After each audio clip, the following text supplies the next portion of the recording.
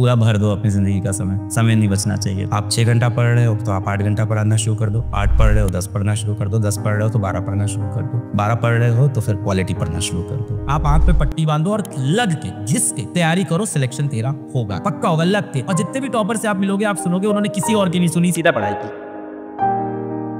दिन भर जब आपको लगता है आपको काम करना चाहिए तब आप किसी और चीज में फंसे रहते हो। करोगे क्या? आप बिजी हो जाओगे दोस्तों से बात करने। जिस समय आप उससे बात कर रहे हो उस टाइम आपके दिमाग में क्या चलता रहेगा? पढ़ाई करनी है, पढ़ाई करनी है। दिमाग में लगातार यहाँ से लगातार सिग्नल्स आ रहे हैं, पढ़ाई करनी है, पढ़ाई करनी है। पर दिमाग में बैठा है एक शैतान, वो कह रहा है कोई बात नहीं, हो जाएगा, हो जाएगा, चल बाबू आराम से बात कर, हो जाएगा, मैं संभाल लूंगा। फिर लगता है कि अब पढ़ाई करनी है, फिर लगता है 10 मिनट मोबाइल, और फिर दिमाग से लगातार सिग्नल आ रहा है कि अभी भी समय बाकी है, अभी भी पढ़ ले, अभी भी पढ़ ले। ये लगातार चलता रहता है। ये जो एक्सटर्नल वर्ल्ड है ये आपके दिमाग को अफेक्ट क्यों कर पा रहा है? क्योंकि आपका दिमाग कहीं ना कहीं खोखला हो गया। आपके अंदर अपने लिए, अपने एम के लिए, अपनी जिंदगी के लिए, अपने माँ बाप के लिए, अपने गोल के लिए सीरियसनेस खत्म हो चुकी है। इसीलिए एक्सटर्नल वर्ल्ड आपको अफेक्ट कर पाता है। आपकी जिंदगी में समय ही कैसे है? आपके पास समय ही कैसे बच रहा है कि आप दोस्तों से बैठ के चर्चा कर सकते हो, आप बैठ के मोबाइल स्क्रॉल कर सकते हो, आप इंस्टाग्राम पे रील शेयर कर सकते हो, रील देख सकते हो। आपके पास इतना समय बच कैसे रहा है? जाहिर सी बात है आपने अपनी जिंदगी में काफी समय खाली छोड़ रखा है, इस वजह से आपके पास समय बच रहा है। तो पहले तो अपनी जिंदगी का समय पूरी तरह से पूरा भर दो अपनी जिंदगी का समय नहीं बचना चाहिए। पहली चीज तो आपके पास है। आप 6 घंटा पढ़ रहे हो तो आप 8 घंटा पढ़ना शुरू कर दो, 8 पढ़ रहे हो 10 पढ़ना शुरू कर दो, 10 पढ़ रहे हो तो 12 पढ़ना शुरू कर दो, 12 पढ़ रहे हो तो फिर क्वालिटी पढ़ना शुरू कर दो। कहीं पे भी लिमिट खत्म नहीं हो रही है। आप आए हो यहाँ पे किस लिए? एक कॉम्पिटिटिव एग्जाम को क्लियर करने के लिए। इस समय आपके जीवन में क्या लक्ष्य क्या है? कॉम्पिटिटिव एग्जाम को कैसे भी क्लियर करना है, यही चल रहा है ना इस समय लक्ष्य आपका। इसका सोल्यूशन आप देखो तो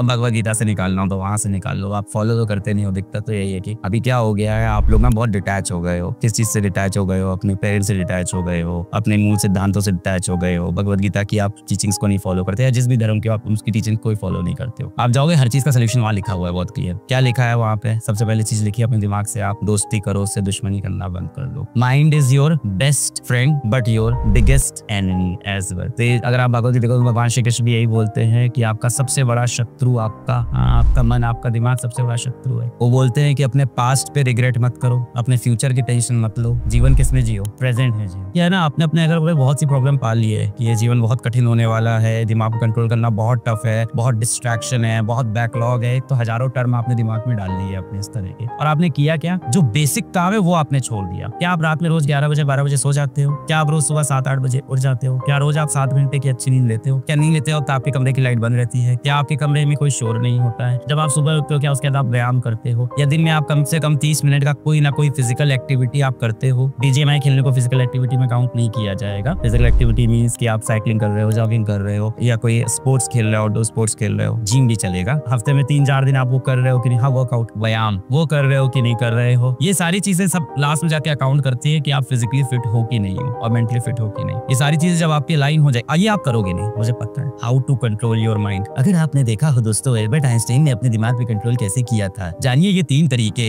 आपको उस रैंडम यूट्यूबर की बातों में भरोसा है, आपको उस इंसान पे भरोसा नहीं है जो दिन रात आपके लिए मजदूरी कर रहा है, मेहनत कर रहा है, आपके माँ बाप। आपको उस इंसान पे भरोसा नहीं है जिसने पूरी दुनिया बताई, श्री कृष्ण। तो जो चीज वहां लिखी है वो आप फॉलो ही नहीं करोगे। आप अपने क्वेश्चंस का आंसर ही गलत जगह ढूंढ रहे हो, रॉन्ग नंबर पे ढूंढते हो। मजाक नहीं है बेटा, ये 1% सिलेक्शन रेशियो है। 1%, 1% का सिलेक्शन रेशियो है। 10,000 बच्चे सेलेक्ट होंगे जब 12 लाख बच्चे, 14 लाख बच्चे एग्जाम में बैठते हैं। और जहां बोर्ड एग्जाम की बात करूं वहां बेटा 2 लाख बच्चों के 90% आते हैं। और यहाँ मैं बात करूं 10,000 बच्चा सेलेक्ट होता है। आप डिफरेंस समझो, एक तरफ 2 लाख बच्चों के 90% आना, तो वो उतना टफ नहीं था। आप यहाँ कम्पीट करोगे 14 लाख बच्चों के साथ। आईआईटी की बात करूं, नीट की बात करूं तो शायद 24 लाख बच्चों के साथ कम्पीट करोगे। और आईआईटी की बात करूं तो 14 लाख में से कुछ 10,000 बच्चा होगा या 12,000 बच्चा होगा जो आईआईटीज में जाएगा। नीट की बात करूं तो 24 लाख में से 40,000 बच्चा होगा जो गवर्नमेंट कॉलेजेस में जाएगा। और इसमें रिजर्वेशन हटा रहा हूं मैं, रिजर्वेशन की सीट्स भी इसके अंदर होंगी। ये रिजेक्शन का एग्जाम है, इसमें रिजेक्ट होना इज आम बात, सिलेक्ट होना इज अ खास बात। अगर आप सिलेक्ट हो गए तो बहुत खास बात है, बहुत ही खास बात है। इट्स नॉट लाइक जैसे आप मोहल्ले में निकलते हो, मेरे 90% आए, दूसरा बच्चा निकलता है मेरे भी 90% आए, तीसरा निकलता है मेरे भी 90% आए। यहाँ ऐसा नहीं होने वाला। यहाँ एक मोहल्ले में आप निकलोगे, मेरा आईआईटी में सिलेक्शन हुआ, आपको दूर दूर तक 4 मोहल्ले में दूसरा आईआईटीएन नहीं मिलता है, क्योंकि पूरे भारत भर से 10-12 हजार बच्चे सिलेक्ट होते हैं। तो इसलिए आप आंख पे पट्टी बांधो और लग के घिस के तैयारी करो, सिलेक्शन तेरा